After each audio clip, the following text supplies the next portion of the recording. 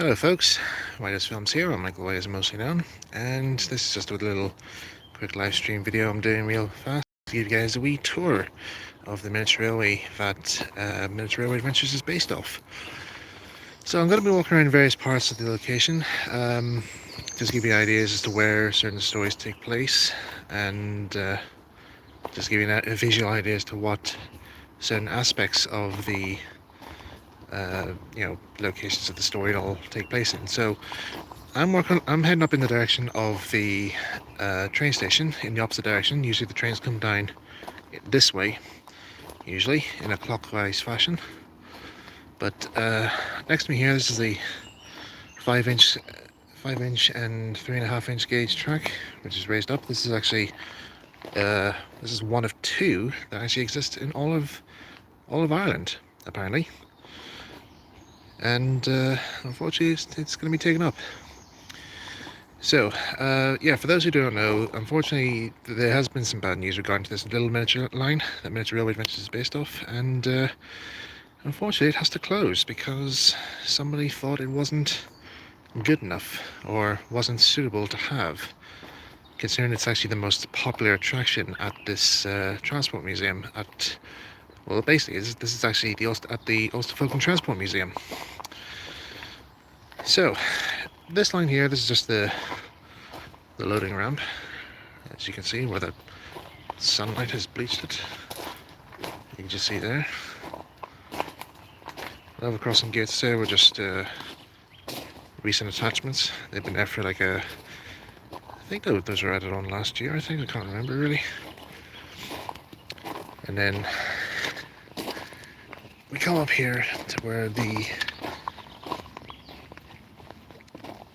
main station is. Now this is where most of the events take place, the train station. So this is mostly where the likes of Casey, Whitehouse and things like that would meet up, do all their work and so forth. In if you remember way back in the story on the railways, it said that Mark Carson or Cars had an office of some sort. He actually had it somewhere over there, beyond where that turntable is.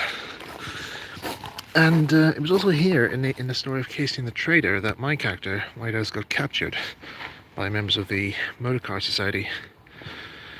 Basically how it happened was driving Puffer along here, went over the road bridge, somebody was on top of it there, swung a tyre round on the rope, knocked him off the train, sent him flying through the air and onto that turntable. As he picked himself up, somebody got at each end there and spun the table around and threw tyres at him like a game of hoopla and just trapped him in one position. So that's how that happened. But yeah, that's the station with the signal gantry. There is a story about the signal gantry, how it comes to be, but that's going to be for a future story. But if you guys want to read that story, it's on SIF if you want to have a read of it. I don't know if it's actually on the DeviantArt page here, but I can trace back to it there and see if I can see if it's there. But yeah, that's the main station area for Miniature Railway Adventures. Ticket office there. Then we'll walk up this line here where we'll see where the line takes us. Now this is all used to be a walled garden. This actually is, well, it is a walled garden actually. Years ago this actually used to be a part of a house of some sort, but it used to have a tennis court or something in here, I think. I can't really remember. Now apparently I used to think that there over there is actually a bandstand, but it's not. I think somebody told me it's meant to be a marker buoy of something. I'm not sure. It's meant to be a marker of some sort, but I always kept thinking it was a bandstand, and so I included it into the series. So traveling on the line here is where the 5-inch does a figure of 8 in a nice spectacular fashion. There's our mess room, our club room over there. That brown building now, that's the carriage sheds that we store some of the coaches in that there. I'll be going back along that bit there in a minute because there's an area along there I want to talk about. But yeah, we'll just carry along here. That door's always been closed. Don't know where that goes to, but it goes to somewhere. We tried opening it there, but we can't find the key. Right. Carry along for a bit more. I'm just approaching the engine sheds here. That there's one of our only signals. Only works when the swing bridge is being used. So there's Puffer out on the line. I'm just taking it for a run now. There's Kiss. You alright? Yeah, that's just Casey Jr. just working away at his engine, Gene Anderson, who will be probably introduced in Miniature Railway Adventures. This is our engine sheds. It's just basically a shipping container with a corrugated roof. Best uses for these types of containers, I think. So we carry along this line here. This is the extension line. Now this is actually, in fact, that where Puffer is right now here, that in the stories, that's actually Mercade Pass, as it's known in the series. So in the series, where that slowest sign is, just that, not that one, but the other one. We have a character called Stephen Mercade, who has a ground signal box there, and he would operate the signals not there for that junction. But you know, that's only in the fictional world, not in the real world.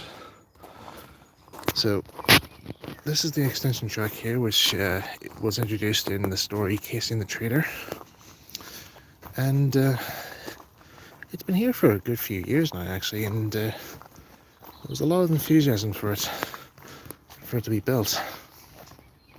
Mainly because I think it was because one of the curves on the line was a bit too, I'm not sure if it was too tight or something was wrong. Something was a bit too there, but I don't know. I think it was probably maybe the curve was probably a bit too sharp. I'm not sure.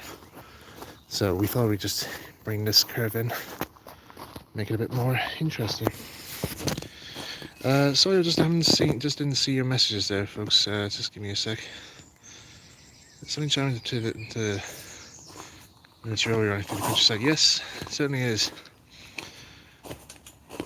And I'm just doing this here because you know, you're not going to be seeing this much longer, because this is all going to get pulled up. All this track. See that there? See the big stretch line. Running trains on this here is just absolute fun. Really is good fun. Just making that big climb. So some of the climaxes in the story sometimes take place at this section of the line, because even though this is actually a gradient going up, you know, hearing the bark of a little miniature engine that just going up this here is just amazing. So we're coming back down here now. I can't remember what the real reason was for this here to be cut out. This actually was still walled over at one stage here, but this hole in the wall just appeared out of nowhere, and I thought to myself, do you know what, let's write a story to actually explain how that happened, and that resulted in the story Road versus Rail, where the Motorcar Society crashed into this wall and destroyed it using a road roller. And so that's how that happened. And the event took place somewhere over there, where Casey and Gene Anderson tried to beat them to the crossing. He managed to beat them, but the road roller destroyed one of the coaches, and it lost control because the bit got caught in the mechanism, lost control, came all around here and just smashed into the wall. So that was an explanation as to how that happened in the series. So we carry along down here to another area. This was actually introduced, this section here was introduced last year. This bit here, the G-scale layout, or the Gauge 1 layout. This was installed last year. Somebody I think it was an old friend of one of the members, had a whole load of LGB track, and his wife gave it to him there and said, like, you know, would the club be have any use for it there? So we built this here to run our little live steam engines, and it does the job good and proper, really. Certainly does. Right, so we carry on down here. Carry on down here to where we find ourselves at, which is basically the 5-inch steaming bays. So there's no 5-inch engines running at the moment, because today we're doing a bit of a maintenance thing right now. That's just an area for people to admire. There used to be another canopy right here years back at this place called Pine Tree Halt, and there's a sign for it just here. I must remember before I leave here to actually take a photograph of that there for the wiki page. So, but yeah, this used to be a overhead gantry of platform of some sort. But yeah, this is the only surviving piece of that halt, which is this platform. I don't think it's actually used that much, but yeah, it's a nice wee bit to leave back. And then there's our carriage sheds, locked up and good and proper as always. That's a bit of an old railway sleeper, or an old sleeper from, I think there used to be like a tramway or something used to come through here at some point, I'm not sure. But we used to find relics of it sometimes scattered about the place. Those are our portable tracks. That's a bit of an old tram wheel, I think. I'm not sure really. Right, so here we're at a location that was mentioned quite a lot in the series, and that's Bog Halt. And it's even got its own sign here. Unfortunately, it's now been eroded away now, thanks to the environment. But this this location got mentioned quite a lot in the series. But it was in this area here that a new addition to the railway was included, specifically for the Miniature Railway Adventures. And basically what happens is there would be a junction, there would be a hidden siding here, or a hidden line. There would be a set of points here, and it was covered up by moss like this, so nobody knew that there was a set of points here. And what happens is the line then went off down here, right down into that embankment there, and that led to a place called the Old Mine Display. Now this is it's all very fictitious and all this here, just to let you know. But in the series, the railway used to have this little display for just for tourists out there if they wanted to have a walk around the railway, and they created this like old-fashioned American style gold mine type thing display, but it never really caught on that well, and it was left derelict. And then come the time of the story of the Phantom of the Mine, the current members of the team found the old track and restored it to make it into a storage facility for all the rolling stock. And it also gives my character something to do as well with his engine. So the line would have run down there. There would be a river somewhere along there, and then there'd be a turntable somewhere down there, and a tunnel would bury right underneath the railway. And then where the green is over there, there'd be a whole spaghetti junction of tunnels that would be used for, you know, storing various bits of rolling stock out there. And because Puffer is only a battery powered engine, you know, there's no issues of like getting you don't have to worry about ventilations and all that there within the tunnels. So that's it there. I actually went down there one time just for a video shoot I was doing on this railway, and it was a good way to get some very good angle shots of the railway. Okay, so we'll carry on here to another location of this area. Now, this next point, I didn't actually know this actually existed until I actually came back here. So just give me a second.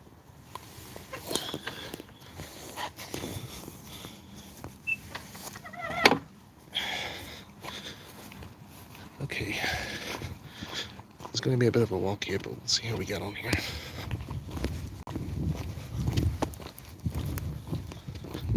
There's another green there. Yeah. That it? Yeah, it certainly is.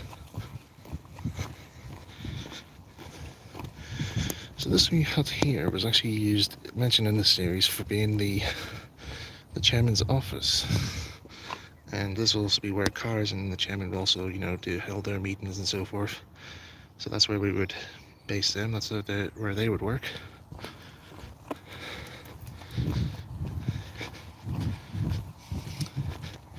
Now this old boat hull, I think I do remember maybe referencing it in the story somewhere. Can't really remember where, but it is mentioned somewhere. There's a whole lot of stories in the series that still has to be written up, because the series is actually in a mixed order. So hopefully at some stage I'll get around to actually putting the series in proper order to make it all canon. But yeah, this boat hull makes a appearance somewhere. Now these old sheds that you see here, these play a bit of a role in the feature-length novel that I've written for Miniature Railway Adventures. They're derelict now, but in the series they're also derelict, but I don't actually say much about them. But what I can say is that there was something very special hidden in this that one of the characters in the series finds. But you'll have to look up the chapter of that novel to see where it is. It should be on my DeviantArt page if you look for it. But where we're going here now is that we're going to where the Motorcar Society is based. Now, it doesn't exist in real life, but the entrance to it does. And I'm just walking up there to show you where it is.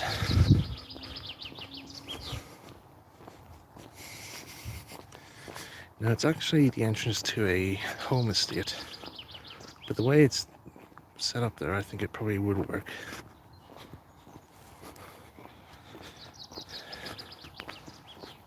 Okay.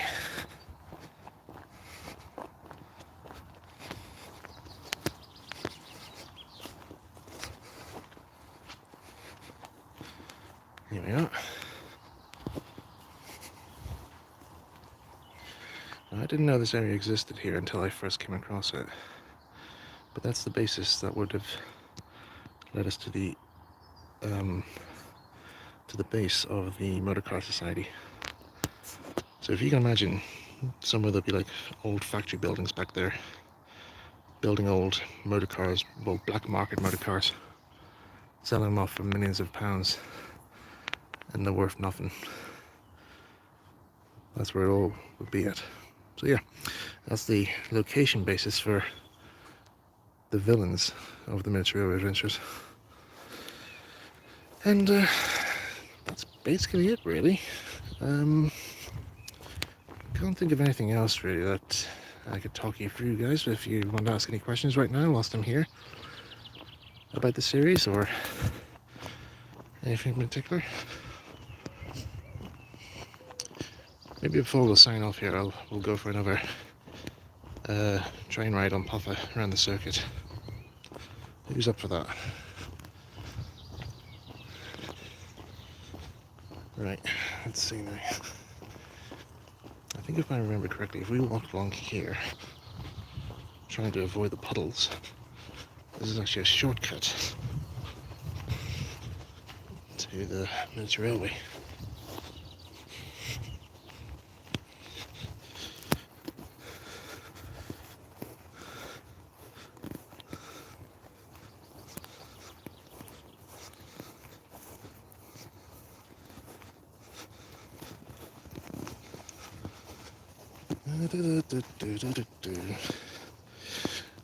Unfortunately, because of lockdown here, the railway is now fully closed off now to the public. So, if you want to come and visit there, I'm afraid you can't.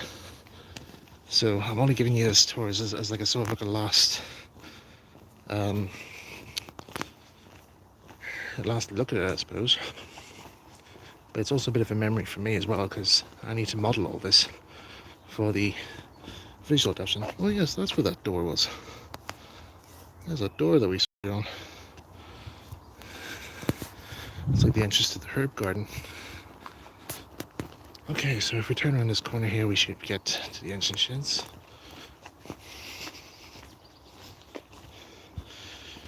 Sludge Storyteller. This military railway, it's located at the Ulsterfolk and Transport Museum in Cultural. It's been here for well over, maybe over 50 years, and unfortunately now it has to close. Okay, here we are back at the engine sheds. Puff is there, ready to go. Just make sure that our track's set. Points are set properly. Yep.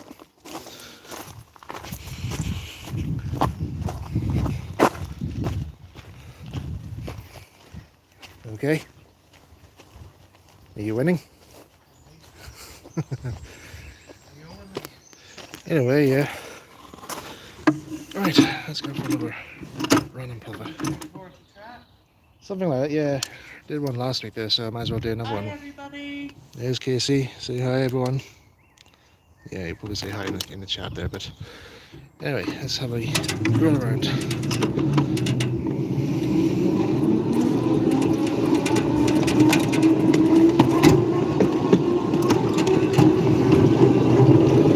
Now I've turned Puffer's sound box off because, seeing as I'm the only engine on the line today, there's no issues with me, to have the sound box on.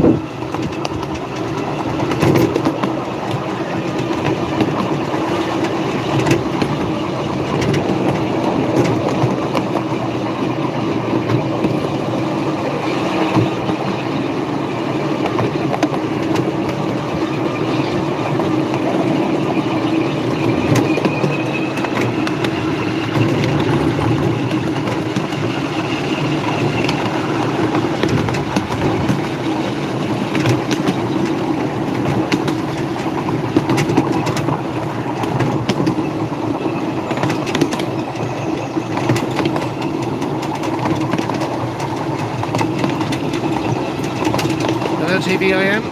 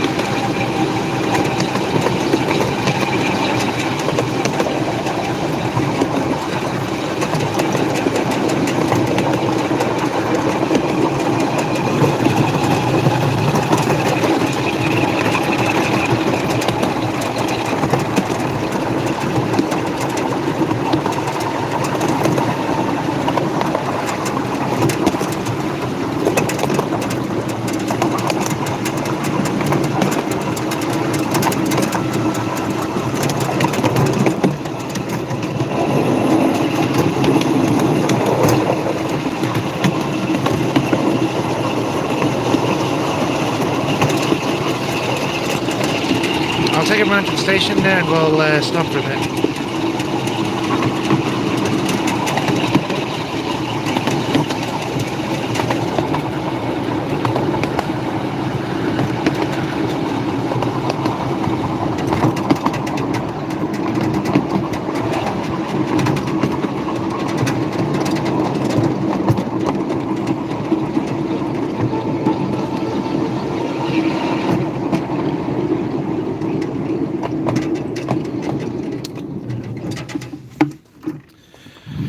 There we go. Just up at the station is, just so you can have a look at the engine. So it's popular there. Commercially made model from Compass House Models. Got this in 2012, though in Miniature Railway Adventures he made an appearance in...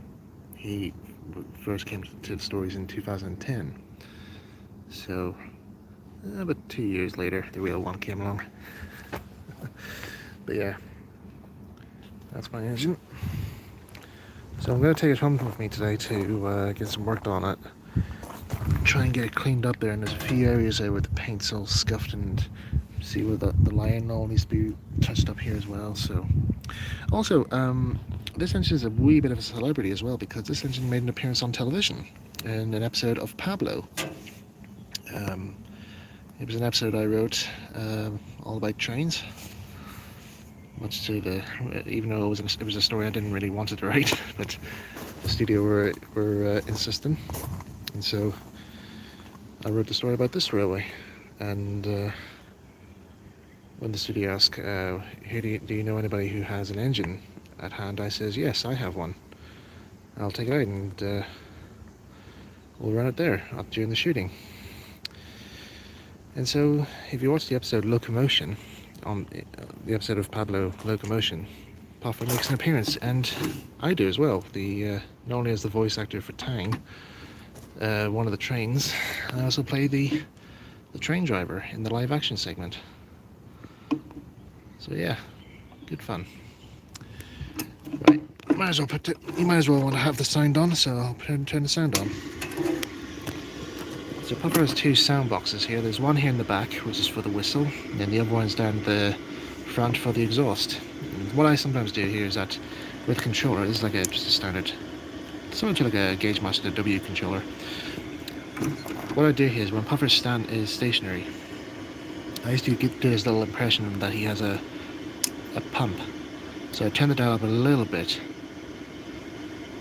If you hear the puffing now here.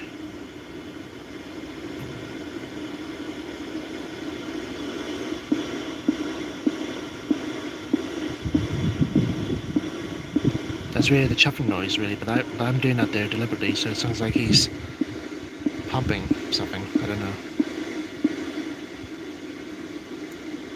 And then the horn or the whistle. You could do with a brand new whistle. I'm actually looking to see about fitting a brand new one, or get a new sound box for him that actually has the actual whistle that he has in the series. So yeah, let's go.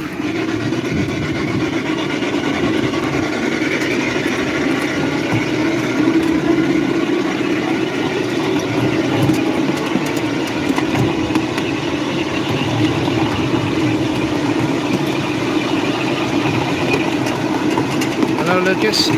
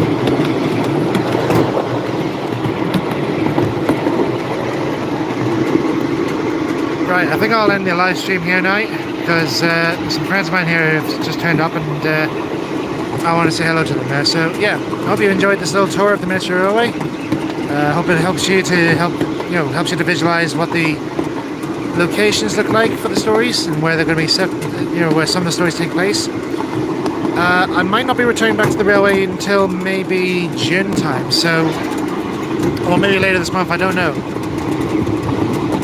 So, yeah, this will be like the last live stream for now of the Miniature Railway. But yeah, I just hope this helps you guys visualize what's what happens in the stories, what the locations all look like. And one last thing as well, just before I go, Casey Jr. has also asked me as well that Miniature Railway Adventures is going to have a bit more of a sentimental value for us because it's going to be portrayed mostly taking place at this miniature railway. It's going to be like the only thing that we'll have of this railway surviving with these stories. So we want to make sure that these stories last as best we can. So I really would appreciate if anyone who's a member of SAF or has seen my stories online on DeviantArt, please give them I'm not really wanting to self-promote that there, but please give them a read and see what you think here, because the series has been going on for like well over 13 years now, and I just would like to see if somebody would actually see if there's actually an audience out there for the series. So yeah. Alright guys, take care. I'll see you soon. Bye.